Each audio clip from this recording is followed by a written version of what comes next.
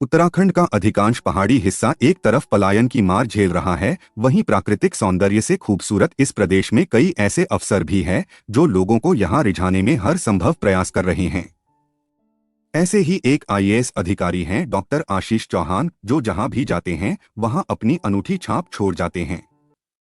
Doctor Ashish Chauhan बेहद ही सादगीपूर्ण जीवन जीने वाले आईएएस अधिकारी हैं। हर व्यक्ति तक अपनी पहुंच बनाने वाले आईएएस डॉक्टर आशीष चौहान वर्तमान में पौड़ी जनपद के जिलाधिकारी का कार्यभार संभाल रहे हैं। वहीं जनपद में सरकार की तमाम जन कल्याणकारी योजनाओं के साथ साथ खुद भी स्थानीय उत्पाद और फायदेमंद जड़ी बूटियों, फल बीजों से लोगों को स्वरोजगार के प्रति जागरूक कर रहे हैं। उत्तराखंड के पहाड़ी क्षेत्रों में अक्सर पाया जाने वाला अंजीर बेडू को उचित स्थान देकर उसके तमाम फायदे बताने के साथ साथ लोगों को स्वरोजगार से जोड़ने और अंजीर को मार्केट तक पहुंचाने में डॉक्टर आशीष चौहान का अहम योगदान है। वहीं अब अंजीर के बाद चीड़ के बीज को एक नई दिशा मिलने वाली है, जिसे लेकर डॉक्टर आशीष चौहान पौड़ी जनपद के एक गांव से इसकी शुरुआत कर चुके हैं। पाइन यानी चीड़ का जब भी जिक्र होता है तो पहाड़ के पारिस्थितिकी तंत्र पर पड़ रहे इसके दुष्प्रभाव की भी बात होती है।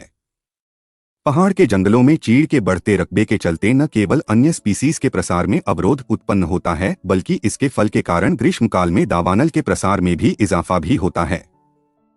लेकिन अब जिलाधिकारी गढ़वाल डॉक्टर आशीष चौहान के निर्देशन में पाइन सीड को ग्रामीणों के आर्थिक संवर्धन का जरिया बनाने की अभिनव पहल की गई। यदि यह योजना परवान चढ़ी तो चीड़ के लगातार बढ़ते रकबे पर स्वतः लगाम तो लगेगी ही, साथ ही पाइन फ्रूट से फैलने वाली वनाग्नि की घटनाओं में भी कमी आएगी। सबसे अहम यह कि इसके उत्पादों के जरिए ग्रामीण आजीविका के नए रास्ते भी खुलेंगे। चीड़ के फल से निकलने वाला बीज एक प्रकार से नट्स फ्रूट होता है। हिमाचल और जम्मू कश्मीर में पाई जाने वाली चीड़ की प्रजाति से निकलने वाले सीड को चिलगोजा कहा जाता है, जो एक बेहद लोकप्रिय नट फ्रूट है।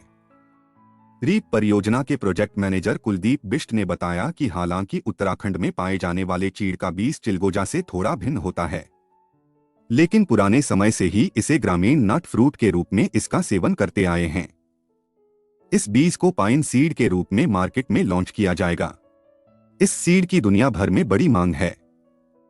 वहीं जिलाधिकारी डॉक्टर आशीष चौहान के निर्देशन में रीप प्रोजेक्ट द्वारा तैयार की गई योजना के तहत चीड़ के वृक्षों से गिरे पाइन फ्रूट को स्वयं सहायता समूह की ग्रामीण महिलाओं द्वारा एकत्र कर सीड निकाला जाएगा, जिसे परियोजना द्वारा 500 रुपए प्रति किलोग्राम की दर से खरीदा जाएगा। जिसके बाद इस सीड को नट फ्रूट के रूप में मार्केट में उतारने के लिए प्रोसेसिंग व पैकेजिंग प्लांट में ले जाया जाएगा। इसके लिए योजना के तहत 22 लाख की मदद से एक प्लांट बिलखेत गांव में स्थापित किया जा रहा है। यहां पाइन सीड को पैक करने के साथ इसका आयल भी निकाला जाएगा। प्रोजेक्ट मैनेजर कुलदीप बिष्ट यह भी जोड़ते हैं कि आयल एक्सट्रैक्ट करने के बाद बचे बीजों के अवशेष को भी सौंदर्य प्रसाधन के उत्पाद में उपयोग करने की संभावनाओं को भी तलाशा जा रहा है। परियोजना का उद्देश्य है कि पाइन सीड के संपूर्ण उपयोग का प्रयास किया जाएगा। उन्होंने बताया कि 1 किलो पाइन सीड से 500 मिलीलीटर से अधिक तेल हासिल किया जा सकता है। यह तेल न केवल कॉस्मेटिक व फार्मा में उपयोग किया जा सकता है, बल्कि यह एक खाने योग्य एडिबल ऑयल भी है। बाजार में यह तेल 10,000 रुपए प्रति लीटर की दर से आसानी से बिक जाता है। इस अभिनव पहल के सूत्रधार डीएम गढ़वाल डॉ आशीष चौहान का कहना है कि मध्य हिमालय के अरण्यों में चीड़ प्रजाति के वृक्षों की बढ़ती घुसपैठ बायोडायवर्सिटी के पैरामीटर्स के लिए भी किसी खतरे से कम नहीं है। इसके लिए जरूरी है कि पाइन ट्री के जंगलों के बढ़ते रकबे पर नियंत्रण लगाया जाए। रीप प्रोजेक्ट के तहत बनाई गई योजना के तहत जंगल की आग बढ़ाने में सहायक होने वाले पाइन फ्रूट को ग्रामीणों की आर्थिकी से जोड़ दिया जाएगा।